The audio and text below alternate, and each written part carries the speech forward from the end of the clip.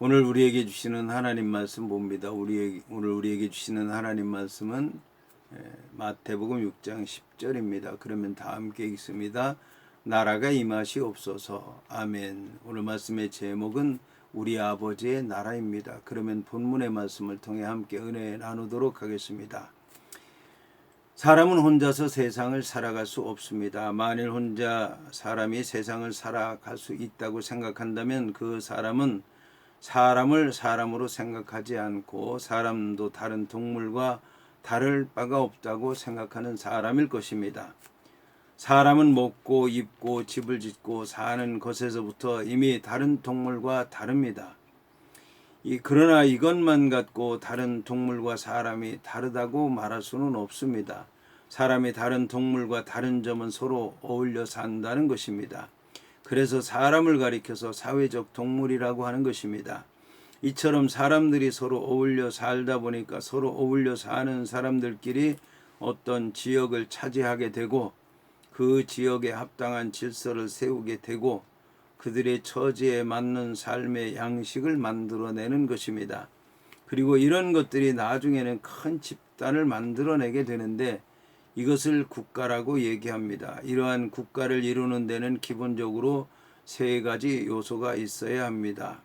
첫 번째가 땅이고, 두 번째는 그 땅을 가지고 사는 국민들이고, 그리고 세 번째가 그 땅을 다스릴 수 있는 국민을 다스릴 수 있는 권리, 주권입니다. 여기서 우리는 한 나라가 생기게 된 과정에 대해서 생각해 보았습니다. 여기서 세상의 나라가 생기게 된 과정에 대해 말하는 것은 하나님 나라에 대해서 얘기하려고 하기 때문입니다. 많은 사람들이 하나님의 나라라고 하면 의뢰의 천국을 생각합니다. 이것은 하늘이라는 공간을 생각해서 하던 말이었습니다. 그런데 나중에는 거기서 만족하지 못해서 천국을 가리켜서 천당이라고까지 얘기를 했습니다. 그러다 보니까 천국이라고 하면 이 세상에는 없는 나라, 죽어서나 가는 곳이라고 여겼던 것입니다. 따라서 이 세상에서의 삶은 저 천국에 가기 위해서 그냥 지나가는 것쯤으로 생각을 했습니다. 그리고 마지못해 살았습니다. 이것은 천국을 이 세상의 나라와 다르게 생각하는 것 같지만 그 실상을 살펴보면 그렇지가 않다라고 하는 것입니다. 이것이 문제입니다. 천국과 이 세상의 나라는 하늘과 땅의 차이만 있는 것뿐이지 아무 차이도 없었던 것입니다. 이 세상은 땅에서 태어났기 때문에 원죄만으로 별 수 없이 살아야 하고 천국은 저 하늘에 있기 때문에 아무 고생을 하지 않고도 살 수 있다는 생각을 한 것입니다. 그러다 보니 교회는 하늘과 이 땅 그 중간에서 오갈 곳 없이 헤매는 사람들의 도피처가 되었던 것입니다.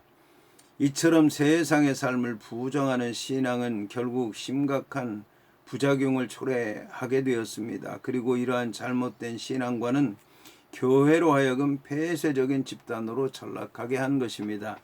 여기서 우리는 천국과 이 세상이 저 하늘과 이 땅에 있다는 생각을 바꿔야겠습니다. 그러면 천국이란 이 땅이 아닌 저 하늘에 있다는 생각은 그 믿음으로 생각하는 것이 아니라 세상적으로 생각한 것이라는 사실을 알아야 합니다. 이 땅이니 저 하늘이니 하는 것에 이전에는 분명한 구별이 있는 것처럼 보였습니다. 그러나 이제는 그러한 구분을 갖고 이 세상의 나라와 저 하늘나라를 구분하는 것은 무의미해졌습니다. 그리고 성경에서도 그러한 식으로 이 세상과 저 천국을 구분하지도 않았습니다. 결국 우리가 갖고 있던 이전의 천국에 관한 생각은 이 세상 사람들이 갖고 있던 천당과 지옥에 관한 생각과 같았다는 말입니다. 이처럼 천국이란 단순히 공간적인 세계를 말하는 것은 아닙니다. 천국이란 이 땅의 나라와 비교가 되는 저 하늘나라를 가리킨다기보다는 하나님께서 다스리시는 나라를 가리키는 말입니다. 다시 말하면 하나님께서 다스리시는 나라가 하나님 나라요 하늘나라요 천국인 것입니다.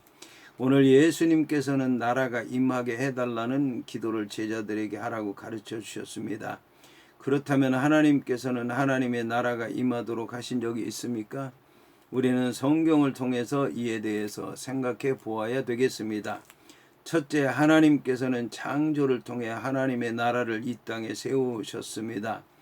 하나님께서는 무질서와 어두움과 무의미한 이 땅을 하나님의 말씀을 통해 창조하심으로 말미암아 하나님의 나라를 세우셨던 것입니다. 그리고 하나님의 나라를 세우는 일은 하나님의 형상을 닮은 사람들에게 부여된 사명이었습니다. 그러나 이런 하나님의 나라는 하나님의 나라를 세워야 할 사명을 받은 사람에 의해서 무너질 위기에 빠졌던 것입니다.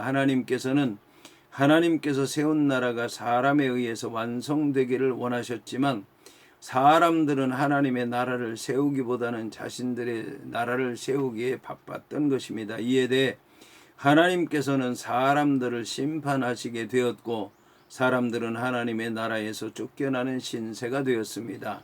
그리하여 하나님의 나라는 하나님의 나라대로, 사람들이 세운 나라는 사람들이 세운 나라대로 대립하여 서게 된 것입니다. 이에 대해 하나님께서는 심판을 통해 사람들의 잘못을 깨닫도록 했지만 사람들은 더욱더 악에 빠지기만 하였습니다. 결국 모든 사람이 죄로 인해 사람들은 죽을 수밖에 없었습니다.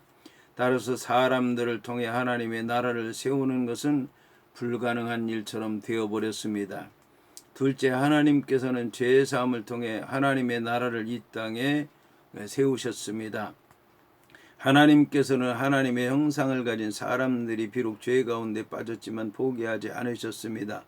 그러나 하나님께서는 하나님의 형상을 가진 다른 존재를 창조하시지 않고 하나님의 형상으로 창조되었지만 하나님의 형상을 잃어버린 사람이 다시 하나님의 형상을 회복하게 하심으로 말미암아 새로운 창조를 통해 하나님의 나라를 세우려고 했던 것입니다. 이것이 사람에게는 죄에 대한 회개로 나타났고 하나님께는 죄에 대한 용서로 나타났습니다. 하나님께서 이러한 방법을 택하신 이유는 이 땅에 이미 죄가 없는 것들이 없었기 때문입니다. 그리고 이런 모든 죄가 사람들 때문이었기 때문입니다. 그러나 이러한 방법을 통해서도 하나님의 나라는 회복될 기미가 보이지 않게 되었습니다. 사람들이 온전한 회개를 하지 않았기 때문입니다. 하나님께서는 자신의 종들을 이 땅에 보내셔서 죄의 문제를 해결하려고 하셨습니다. 예언자들의 입을 통해서 말씀으로 돌아오게 하셨고 제사장들의 제사를 통해서 하나님께 돌아오게 하셨고 왕들의 통치를 통해서 하나님께 돌아오게 하셨습니다. 그러나 그들의 회개는 육신적인 데 그쳤고 그들의 제사는 제물을 드리는 것으로 만족했으며 그들의 통치는 사람의 생각으로 흐르고 말았습니다. 그러므로 하나님의 나라는 다시 사람에 의해 무너질 위기를 맞게 된 것입니다. 셋째, 하나님께서는 하나님의 아들을 통해 하나님의 나라를 이 땅에 세우셨습니다. 이것은 하나님의 피조물 가운데는 죄에 빠진 사람을 구원할 수 없다는 사실을 사람들에게 알리기 위해서였습니다. 이것은 결국 하나님의 나라는 하나님에 의해 건설될 수밖에 없다는 사실을 말하는 것입니다. 그리고 이 땅에서 난 인생들이 이 땅에 하나님의 나라를 건설할 수 없다는 것입니다. 그런데 이 하나님의 아들을 통한 하나님의 나라의 건설은 하나님의 아들을 믿음으로 가능하다는 것입니다. 이것은 지금까지 하나님께서 사람들에게 요구하신 다른 방법과는 전혀 다른 방법이었던 것입니다.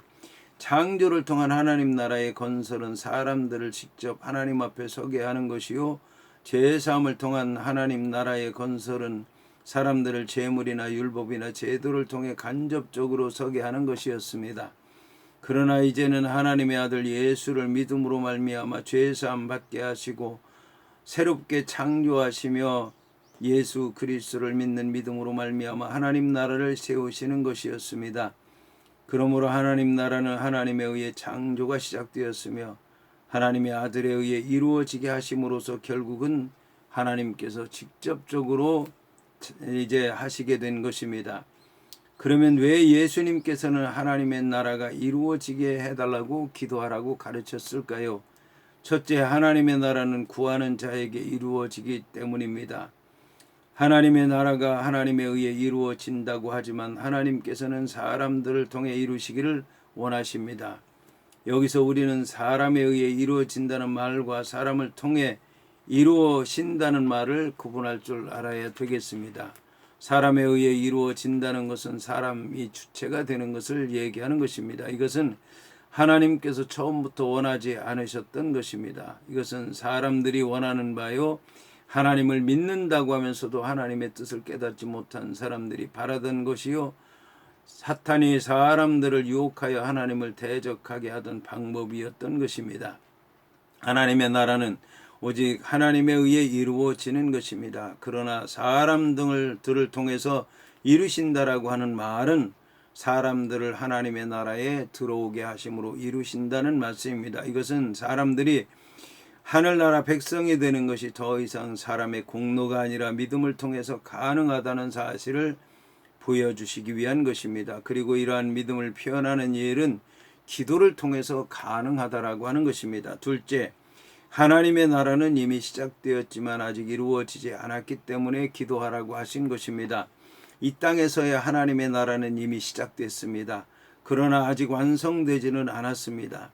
이 땅에서 시작된 하나님의 나라는 저 하늘나라에서 이루어지실 겁니다. 그러나 여기서 말하는 이 땅이란 죄인들이 사는 이 세상을 말하는 것입니다. 그리고 저 하늘이란 하나님께서 이미 완성한 그 나라를 말하는 것입니다. 그러므로 하나님의 나라는 이루어져 가는 것이기는 하지만 완성된 그 나라를 향해서 가는 것이라고 말할 수도 있을 것입니다. 그러나 세상에 속한 이 나라와 하늘에 속한 저 나라는 물리적으로 연결될 수 없습니다. 이 세상과 저 세상이 연결될 수 있는 유일한 방법이 믿음입니다. 하나님께서는 말씀을 통해, 성도들은 믿음을 통해 하나님 나라는 이루어지고 하나님 나라는 이 땅에 임하는 것입니다. 여기서 우리가 알아야 될 것은 하나님의 나라는 우리의 힘으로 가는 것이 아니라 하나님께서 임하심으로 이루어진다는 사실입니다. 우리는 하나님의 나라를 받아들임으로 말미암아 하나님의 나라를 임하게 하는 것입니다. 이것이 바로 기도라고 하는 것입니다. 셋째, 하나님의 나라는 예수 그리스도에 의해 완성될 것이기 때문에 기도하라고 하는 것입니다. 하나님의 나라는 예수 그리스도에 의해서 완성됩니다. 이처럼 예수 그리스도에 의해 하나님의 나라는 이루어지지만 성도들이 가만히 있어도 성도들에게 하나님의 나라가 이루어지는 것은 아니라고 하는 것입니다. 왜냐하면 하나님의 나라는 악한 세력에 의해서 위협을 당하고 있기 때문입니다. 그러므로 악한 세력을 물리치지 않으면 하나님의 나라에 들어갈 수 없는 것입니다. 그러나 이런 악한 세력은 우리의 힘으로는 물리칠 수가 없습니다. 그러므로 기도해야 한다는 것입니다. 이러한 기도는 하나님의 나라에 들어가는 것을 방해하는 악한 세력을 물리칠 뿐만 아니라 하나님의 나라에 들어갈 수 있는 능력을 얻을 수 있는 것입니다. 그리고 하나님의 나라는 우리의 눈에 감추어져 있습니다. 그러므로 믿음이 없이는 들어갈 수 없는 것입니다. 따라서 기도해야 된다는 것입니다. 만일 기도하지 않는다면 하나님의 나라는 우리에게 임할 수 없을 것이요, 우리에게 임하지 않는 나라에 들어갈 수 없을 것이요, 모든 것이 꿈일 수밖에 없는 것입니다. 오늘 말씀에서 나라가 임하시옵소서라고 하는 말과 관련해서 생각해야 할 것은 하나님께서는 영원히 거룩하시듯이 절대적인 주권을 가지시고 영원히 통치하고 계시다라고 하는 것입니다. 하나님의 나라라고 하는 것은 하나님의 주권과 통치가 미치는 영역을 말합니다. 그런데 하나님의 나라는 그리스도의 사역과 더불어 나타났지만 세상 끝날에 비로소 완성되는 이중 구조를 가지고 있습니다. 이처럼 하나님의 나라는 단적으로 하나님의 절대적인 통치와 초월적인 주권을 가리킵니다. 이 하나님의 나라의 개념은 예수의 가르치심의 중심 주제가 되고 있습니다.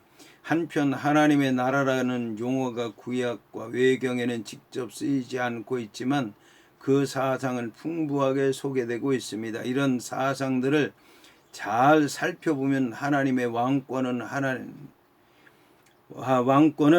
현재 당신의 주권으로 통치하심으로써 현재적 실제이면서 더불어 하나님은 최후의 날 당신을 반대하는 세력들을 완전히 전멸시킬 것이므로 종말적 완성이라고 하는 사실을 알 수 있습니다. 이와 마찬가지로 하나님의 나라를 소개하는 예수님의 가르침에도 현재성과 미래성의 긴장 관계가 함께하고 있다는 것을 보게 되는 것입니다. 예수님께서는 갈릴리 사역을 하시는 데 있어서 그 나라가 가까웠다고 선포한 데 이어서 바알세불 논쟁에서는 그 나라가 이미 임했다고 말씀하신 바가 있습니다. 예수님의 활동으로 말미암아 하나님의 통치가 이 땅에 임하고 있는 것입니다. 이에 반해서 예수님의 또 다른 가르침에서는 하나님의 나라가 여전히 앞으로 올 것이라고 하는 것을 알게 합니다. 이처럼 하나님의 나라의 현재성과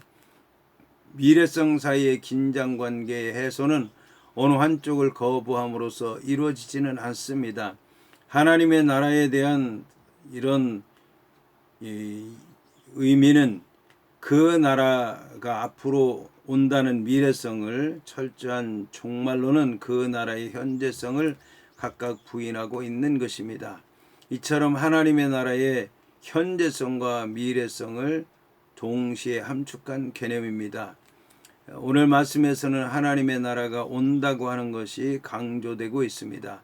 하나님의 나라는 공간적으로는 예수님 안에서, 시간적으로는 마지막 때의 사건들을 통해서 이루어지는 것이므로 가까이 온 것입니다. 따라서 사람들은 예수 안에서 가까워진 하나님의 나라를 바라보고 있는 것입니다. 마태복음에는 일반적으로 천국으로 되어 있는데 마가복음에는 하나님 나라라고 그렇게 기록된 말씀이 있습니다. 이것은 이제 유대인들의 생각 때문입니다. 유대인들은 하나님의 나라가 임하는 것을 하나님의 통치로 받아들였고 하나님의 통치는 하나님의 심판으로 생각을 했습니다. 그래서 하나님의 심판으로 생각을 했기 때문에 두려워서 하나님의 나라라고 하는 그런 이제 단어를 사용하지 않았고 그 대신 천국, 하나님께서 지으신 천국, 이런 천국의 의미로 하나님 나라를 대신해 썼던 것입니다.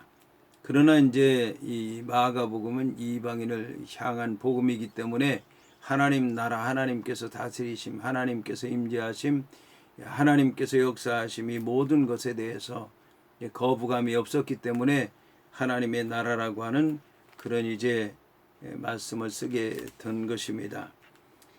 자, 여기서 이제 하나님 나라에 대해서 네 가지 개념에 주목할 필요가 있습니다. 첫째, 하나님의 나라는 하나님의 왕권, 통치권, 그의 백성들의 마음속에서 역사하시는 주권적인 개념이라고 하는 것입니다. 둘째, 하나님의 나라는 완전한 구원, 곧 우리의 마음속에 하나님을 우리의 왕으로 모시고 그 뜻에 순종함으로 비롯되는 모든 영적이며 물질적인 축복의 개념이라고 하는 것입니다. 셋째, 하나님의 나라는 교회 곧 하나님을 왕으로 모신 사람들의 모임이라는 개념입니다. 이러한 의미로 사용될 때 하나님의 나라와 교회는 거의 동일한 개념입니다. 넷째, 하나님의 나라는 구속받은 피조물 곧 모든 영광으로 가득 찬 새 하늘과 새 땅의 개념입니다.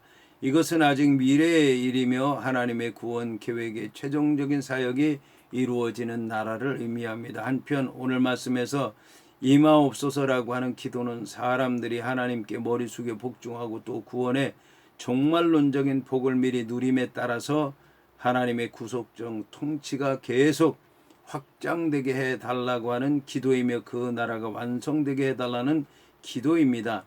한편 유대인들은 이스라엘의 위로를 기다렸으며 메시아가 통치할 다윗 왕국을 대망했습니다. 특히 유대인들은 회당 예배가 끝날 때마다 고대 아람어 기도인 성화를 뜻하는 콰다시라고를 암송하기도 했는데 이 콰다시에는 거룩한 하나님의 나라의 도래에 대한 소망이 간절히 깃들어 있습니다. 그러나 그리스도에는 이에 유대인들이 대망했던 나라가 시작되어 그 나라가 완전히 실현될 때를 위해서 기도하고 있는 것입니다.